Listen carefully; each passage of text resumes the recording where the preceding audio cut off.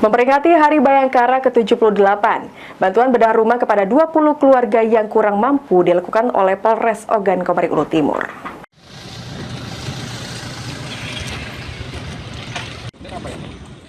Memperingati Hari Bayangkara ke-78, Polres Ogan Komering Ulu Timur bekerja sama dengan pemerintah daerah setempat dalam memberikan bantuan bedah rumah kepada 20 keluarga yang kurang mampu di Kabupaten Ogan Komering Ulu Timur.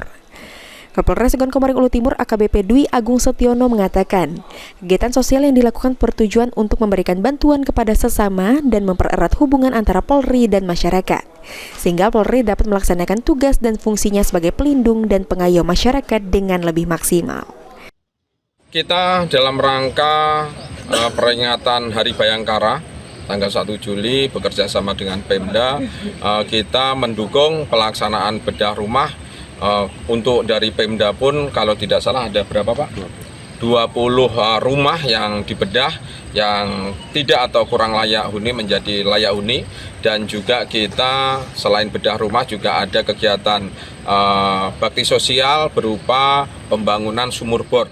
Elvandri Jeffriyadi, PAL TV.